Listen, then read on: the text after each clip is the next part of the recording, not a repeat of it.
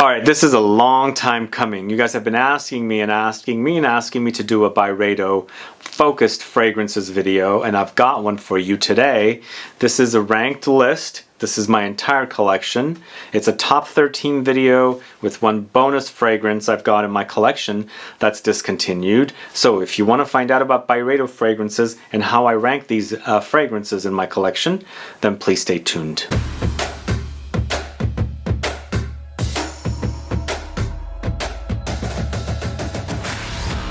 Thanks so much for tuning in. This is Sebastian. Yes, today I'm talking about Byredo. I first discovered Byredo earlier part of the 2010s, around the 2012 mark, and I've been a fan since then. Although I feel like this house has lighter fragrances, a little more minimalistic, a little clean. So what? They are definitely great smelling fragrances. Also, one thing I've noticed, there's a lot of fragrances created by Jerome Epinette. If you don't know this perfumer, he has done fragrances for Wilhelm Parfumerie. He's also done fragrances for Flower Street. I think that's how it's called. So he does a lot of collections in a brand. So not every single one of these is done by Jerome Epinette, and some of them I couldn't figure out who did them, so I will let you know I didn't know, but many of them are created by him. But these are all the fragrances in my collection from Byredo. I am ranking the fragrances in this list, and of course I've got one bonus fragrance that's discontinued, and I'm going to let you know what it is because I still have it. But before I get to the fragrances, if this is your first time tuning into the channel and you still haven't subscribed, please click the subscribe button below and also click the bell so that you'll be notified for future videos and giveaways. So as I said, I first discovered Byredo the earlier part of 2010s at Barney's store here, and Barney's is completely closed now, of course, and I basically am shopping for my Byredo fragrances over at ZGO Perfumery. If you don't know ZGO Perfumery, I have a link in the info box. They carry not only Byredo, they also carry a lot of great fragrances, and there is a discount code for ZGO Perfumery, which I'll have in the info box. It does not apply to Byredo. They are not allowed to discount Byredo and a few other brands. So sadly, you can't discount these particular fragrances, but if you are shopping for fragrances, you can always buy other fragrance houses collections with that discount code. Just look in the info box, as I said, and also double check to make sure that the discount applies to that brand, because as I said, not all brands do work. The other thing is Byredo, I think, has a cult following. I think a lot of people do enjoy Byredo fragrances. At least I think they do. I did a video as a guest for someone, top 5 Byredo fragrances before the pandemic, and she's gotten a lot of views with a very, very small channel on her videos. So this is definitely a brand that people love enough that in 2019 I visited Byredo Boutique, a standalone boutique in Paris, and now we've got one here in San Francisco as well. So they must be making money with the brand. Anyway, let's go ahead and get started at number 13. MINK, this one right here.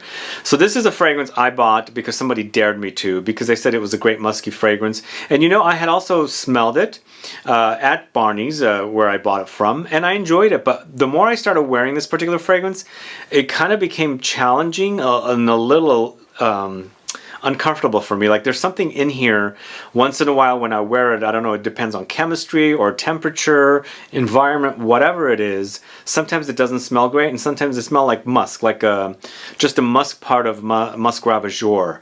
So I don't know what's going on with this particular fragrance, but I have a feeling there's this very strange note called Adoxal. It's a synthetic note, I believe, and that's what's causing or triggering this kind of a reaction to me. Sometimes, as I said, it does smell great. It's very musky, a little on the animalic side, but sometimes it's very, very not pleasant for me. So it almost feels like the not pleasant part is like an overdose of sulfuric marine smells. Does that make sense? So I have it. I've decanted a bunch of it for some family members because, you know, I'm not going to use up this bottle that fast. But MINK came out in 2010. It's created by Jerome Epinette. Features Adoxal, Clover, honey, incense, amber, patchouli leaf, and cedarwood for notes. And as I said, yeah, sometimes it smells like a beautiful musk, fuzzy, kind of lightly animalic, or not lightly, maybe a little animalic. But sometimes it's a little challenging to wear. So number 13, MINK. So the next fragrance I'm talking about is Pulp, launched in 2008. It's been around. I think this is a popular fragrance for this house. Once again, created by Jerome Epinette. And this used to be very high up on my list of favorite Byredo fragrances. I wore quite a bit of it, a lot of it, and I liked it because of the fig. It's also very juicy and pulpy, but the name suggesting the pulpiness is correct. It's definitely that because it has fruits in it, and then also apples, and of course the green parts of the fig leaf or the fig tree. So something about this one has a kind of a rotting fruit kind of a smell to it, but the pleasant, just as it's turning, like it's not quite rotted and like really gone bad smelling, just as it's happening. But some friend I know started wearing this, and something about this particular fragrance and their chemistry, and for me it doesn't smell that great, so that's kind of why it slipped below. But I still love the smell of it. It smells great. It's very, very juicy. There's like lots of pulp here. But 2008, Jerome Epinette features black currant, fig, red apple, bergamot, tiare flower, praline, peach blossom, cedar, and cardamom. Very unique notes, but mostly about the fruits and the black currant, the red apple, and the fig. Like it's lots of it with the bergamot. So very, very figgy and fruity. So that's Pulp from 2008 at number 12. Next up, Rose Noir, this one right here. Rose Noir, I kind of thought I would have been able to put in my Rose and Patchouli fragrances video, but the Patchouli in here is not as strong as I wanted it to be, so I left it off, but it could have gone there. It's a very dark and kind of sheepa-like Rose and Patchouli, or a rose fragrance, I should say. Once again launched in 2008. Just like Pulp, and created by Jerome Epinette. As I said, his name's going to come up quite a bit. He's created most of these fragrances. But once again, it's a dark rose experience with Damask rose, raspberry, Oakmoss, Cistus, Labdanum, Jasmine, Patchouli, grapefruit, and red berries. And I think the berries in here, the raspberry and the red berries, really do complement the rose, as the rose is dark here, so it adds some brightness and fruitiness to that rosy quality. But lots of Oakmoss in this one. There's woods and then ambery touches, and then of course that patchouli. It's a great smelling fragrance, but sadly it's low because I prefer some of the others a little more. So Rose Noir at number 11. So at number 10, it is Blanche, this one right here, for one of the cleanest fragrances ever. It's very, very clean, soft, and also angelic, a little on the ethereal side, and I think I'm getting that because of all the aldehydes in here. There's a fizziness about it, and just very, very sparkly. But this one came out in 2009. I couldn't find the perfumer on this one.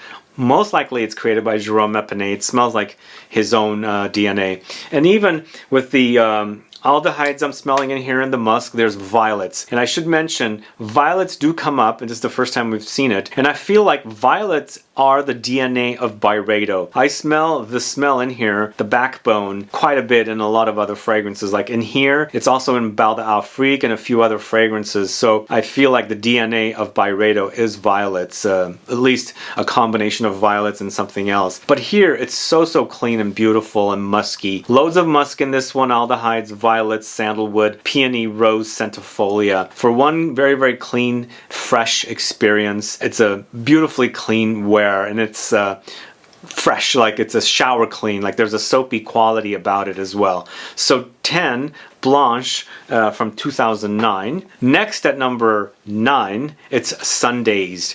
So I discovered Sundazed in Paris when they had just put it out at their boutique, the Byredo boutique, which if you're ever there, you should go. I think it's 3 stories tall, levels. So yeah, I visited the whole entire store. They had all kinds of stuff there. Like it's not just perfumes. They have makeup and clothing or accessories and things like that. But this is when this came out, 2019, once again created by Jerome Epinette. I feel like this particular fragrance is kind of similar to the fragrance that Fanny Bell created for Frederic Malle, and I'm drawing a blank with the name. It's that kind of a neroli kind of fragrance with the bubblegum. The Sundazed is kind of similar to me in that kind of like there's a candy-like note in here contrasted with the neroli note. Again, 2019, Jerome Epinette, neroli, lemons, mandarin, musk, cotton candy, jasmine, sambac, and that's that note, the cotton candy, whereas the other one is bubblegum, so it has a kind of a playful quality to it. This one does as as well, but it's lots of soapy cleanness from the neroli with the lemons and mandarin. It's very, very fresh and citrusy, but lots of the floral touches of the citruses, and then of course you've got that kind of cotton candy-like note swimming throughout the fragrance to give you kind of a sweet candy-like quality. So Sundazed at number 9 from 2019 and created by Jerome Epinette once again. And this next one is called Black Saffron. So this one's a great release. It's a great alternative to Tuscan Leather from Tom Ford, but the fruitier take, a little fresher take, and for me a little tea-like experience as well. Wonderful, wonderful fragrance. I think it's really delicious. I don't know who the perfumer is. Definitely could be Jerome Epinette. And in this one I can definitely smell the kind of violet ozonic qualities, or I shouldn't say the violet ozonic, violets plus violet leaves like qualities of the DNA of Byredo. But it's a 2012 launch. Leather, saffron, raspberries, black violet, blonde woods, juniper berries, vetiver, and pomelo. So there's black violet mentioned in here, so I'm assuming there's violets, but I think they also have the leaves in here because I'm picking it up totally. The leaves of violets create an ozonic touch, and it's definitely here contrasted with the leathery touches. Anyway, black saffron at number 8. So the latest release from Byredo is Mumbai Noise, this one right here, and I'm putting this at number 7. This is a 2021 launch, created by Jerome Epinette, and it's very, very spicy and oody woody, but it will remind you of Black Afghano. Yes, it will, but a different take. Remind you, but still a different take. This is the Byredo Black Afghano, I should say. It is called Mumbai Noise. It's got oud, sandalwood, coffee, labdanum, davana, and tonka beans. So it's an oud that's smoky. It's a little leathery as well. They don't mention these notes in here. I picked these up. I feel like there's incense in here. I feel like there's a little leather in here as well. But you know, you've got that davana. It's kind of a green, kind of licorice, not licorice, liqueur-like quality there that starts the fragrance, but eventually it becomes deeper and richer with the oud and woods and coffee, and of course labdanum, which is the ambery touches of the amber fragrance. I shouldn't say amber fragrance, but the amber accord. It's a great fragrance. I put it here because it does remind me of Black Afghano, but I think it's still a great fragrance and a great competitor to Black Afghano with its unique takes on that kind of a fragrance. So Mumbai Noise at number 7. Let me know if you're a fan of that one. I'd like to find out. This next fragrance is a boutique exclusive. I did buy it from the Byredo boutique here in San Francisco on Fillmore Street. So the only place you can get it is from there, but it's Rodeo. And according to the notes, this is created by Ben Gorham, who launched or started Byredo fragrances. So this is a 2016 launch. Ben Gorham is the person who created it. It's suede leather, violets, vetiver, black amber, and as I said, you're gonna see violets come up, and I feel like violets are the DNA of this house. Violets with violet leaves, because you do smell it in there. But this is once again kind of a different take on a Tuscan leather, kind of a leathery fragrance. It's not like Black Saffron, then it is like Black Saffron, I should say, because they do remind me of one another.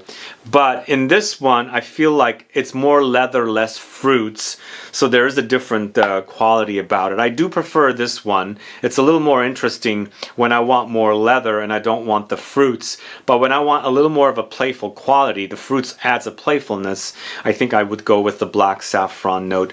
This to me smells more like the leather in Tuscan Leather minus the fruits, and then Black Saffron to me smells more like the fruits of Tuscan Leather and less of the leather, although that has leather too. But you know, they're different fragrances. Try Rodeo if you haven't tried it. This one once again does have that kind of violet background or DNA or backbone. You definitely can smell it in here. There's major, not only violet as in the flower, but also the leaves, the ozonic touches. You can totally smell it in this one. Anyway, Rodeo at number 6. How many of you have sampled that one? Number 5, it's Mixed Emotions, another 2021 launch. This one's ended up at number 5 in comparison to Mumbai Noise, which is at number 7. I really do like this one, but I have to be honest with you guys. It was a challenging first 2 sprays. It put me off for a little bit. It was kind of odd. It really was kind of odd, but I so much love it right now. It's a great, great fragrance. It's mostly a tea, but there is this weird kind of a smell up top that can come off a little off-putting. Very, very interesting. So this is created by, I don't know because I couldn't find it, so I can't tell you who created it, but most likely once again it's Jerome Epinette. I don't know for a fact that it was not released, but it's a 2021 launch. It features black currant, mate, tea, birchwood, papyrus, violet leaves. There's the violet again. It's come up, but this time they're saying it's violet leaves. I do pick up the flowers as well in there. It's in the background. I think it's more violet leaves than the flower, but it is lots of black currant, so it's got the fruitiness. A lot of mate tea. There's mate and tea. Mate has more of a leafy tea quality, a green. Tea, on the other hand, is a very calming and soothing kind of a note in fragrances, but there's lots of smokiness here, and it's coming from the birch wood, and then it's contrasted with that papyrus note for this kind of a unique, grassy, vetiver, patchouli woods kind of a note that kind of is unique with fragrances, and it's totally distinct. Here, it's blended in a way that it doesn't stand out, or its smell doesn't stand out as much. It complements the fragrance very nicely. Either way, Mixed Emotions at number 5. I really do enjoy that one. Next up, at number 4, it's Tobacco Mandarin in the smaller bottles. And I'm forgetting the name of this particular collection. There's 4 fragrances. I have just one of them. There's a few others that I wouldn't mind having because they are definitely great smelling. There's definitely a sheeper there, I think, from what I remember smelling. But Tobacco Mandarin, launched in 2020, created by Jerome Epinette, is all about tobacco with lots of mandarin oranges. But this to me also has loads of cumin, lots of cumin. You gotta like cumin to enjoy this one because it really pops on my skin. I can totally smell it. In addition to the tobacco and the mandarin orange, which adds this kind of juiciness with the cumin, there's lots of leather here. Leather is also kind of a prominent note in this house. They do have quite a bit of leathery fragrances, but it's here.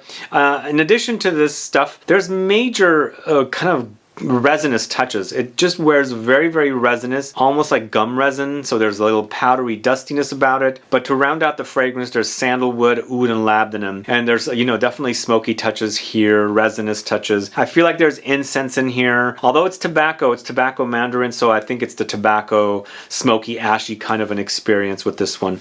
Definitely a great fragrance, very, very long lasting in comparison to their other fragrances. It's definitely also pricey because it is a 50 ml versus the other 100 ml bottles. It's in a smaller bottle, so you get extrait de parfum versus eau de parfum. Anyway, number 4, Tobacco Mandarin. Great smelling fragrance. Let me know if you're a fan of that one. Number 3, Velvet Haze. Who knows this one? Once again, we're talking about patchouli. And this is another fragrance created by Jerome Epinette, and this one launched in 2017. This is one that launched while Barney's was still open. But I really love this one because of the patchouli. It's lots of it, and I enjoy this patchouli smell. But this one to me reminds me of classic fragrances, although it's reminding me of something musky. Like there's a major musky component about this particular fragrance. Musk and patchouli together to create a patchouli musk bomb experience. But lots of patchouli here. It's they're crediting patchouli leaves with cotton musks, wild musk, cocoa absolute, ambrette, coconut water. So coconut water, it's coconut water. Coconut water in comparison to coconut milk, very light. Very different because the thickness, the milkiness is kind of gone. So there's a little bit of a coconutty touch, but there's cacao touches for sure, like the chocolatiness. Definitely blends beautifully with patchouli, The patchouli and cacao does complement one another. But they're mentioning loads of musks in this one, and as I said, it does wear very, very musky. They've got the cotton musk and then the wild musk, but they also have that ambrette, which adds more muskiness. So it's a musk bomb with patchouli. So if you like musky fragrances with patchouli, definitely check out Velvet Haze. I think it's a delicious fragrance. It does act like a chypre once again. It really does. But it's not a full-on chypre experience. Number 2. This was a toss-up between this one and my number 1, Accord Oud. So Accord Oud is one of a few oud fragrances. There's Oud Immortelle, I think, and this is Accord Oud. I really like this one because there's this fizziness about it. It's oud, it's a little medicinal, a little smoky.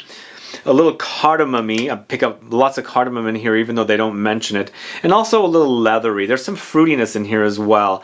This came out in 2010. No mention of the perfumer. Definitely could be Jerome Epinette. I think he's done most of the fragrances for this house. But it's oud, leather, blackberry, rum, saffron, patchouli, musk. So great notes. There's the blueberries. There's fruitiness in here. There's some booziness. And there's a major fizzy quality. It's kind of like an uplifting oudy fragrance.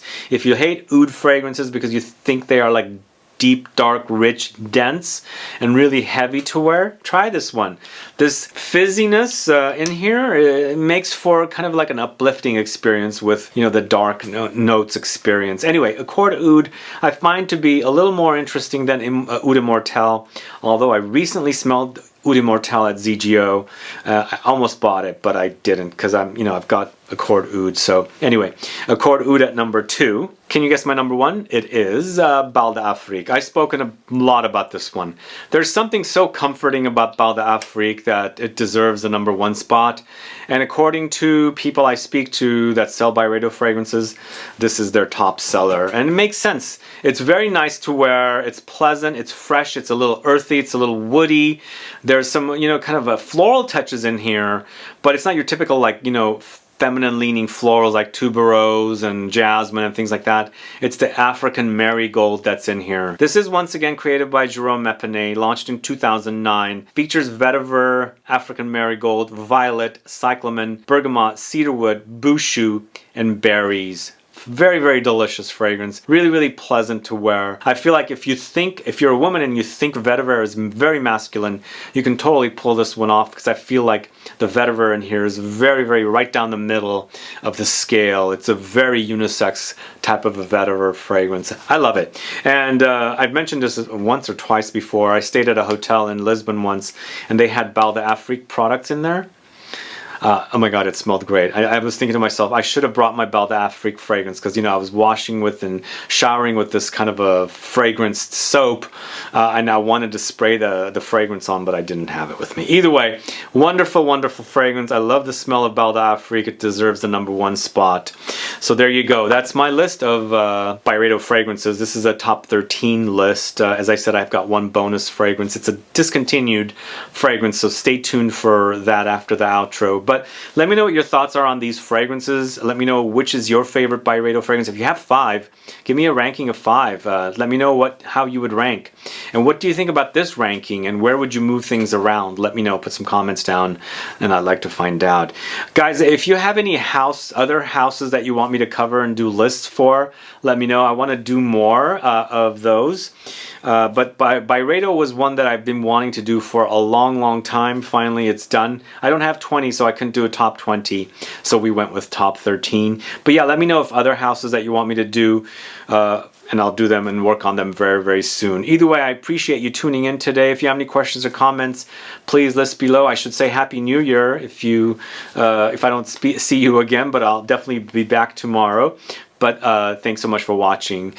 Please like this video, please share it, follow me on Instagram and Facebook, and I'll be back with more videos very soon. Have a good one. Goodbye.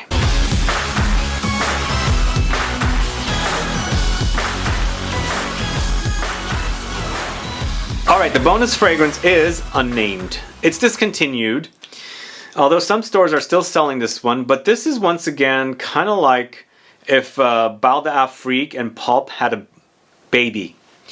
Although it's gotten a little sweeter as well. There's major sweetness in this one. But this particular fragrance is a 2016 launch created by Jerome Epinette. And again, it's unnamed because when you bought the fragrance, it came with these little stickers and you put your own name on it, kind of a thing. It was a fun little playful thing. But this particular fragrance, Jerome Epinette 2016 Violet, Gin, Pink Pepper, Balsam Fir, Oak Moss are what the notes are. For me, it's not only the violets, I'm picking up the ozonic touches of the violet leaves. There's a very juicy, pulpy quality with this one. That's why I'm thinking it's kind of like, pulp. But then again, it also kind of reminds me of Bal d'Afrique because Bal d'Afrique has violets. And I feel like the DNA of Bal d'Afrique is also in here. Maybe this could be the DNA of Jerome Epinette. He's using, the chords he's created from one fragrance to another. you know, perfumers can create magic, you know, can do all this magical things with notes, whereas they might use the same notes in the base or somewhere in the fragrance from one fragrance to another, and then add other notes and come up with another brand new fragrance. You can definitely identify, you know, DNAs. I can with a lot of brands, and I'm definitely identifying them here with Byredo. I feel like, as I said, violets are the DNA of this particular house. That's just me saying it. And of course, this features violets as a standout note, and I really love the way this smells. Violets are juicy, very, very juicy, succulent. I get that kind of a quality, just very ozonic and pulpy, as I said. Anyway, Unnamed is the bonus fragrance. If you can get your hands on it, get it, because it's really, really juicy. The violet leaves in here, and again, I'm saying violet leaves, they only say violet. I feel like it's kind of crisp and appley, like your apple that you've broken into has gotten so soft, but it's still crispness around it. And it's that kind of like pulpiness in there that's kind of like throwing off the juice, because it's very juicy experience. So delicious. I don't know why they do this as a limited edition. They've launched it, they've taken it back, they brought it back, and then they've taken it back again. Anyway, Unnamed is the bonus fragrance. Thank you for sticking around.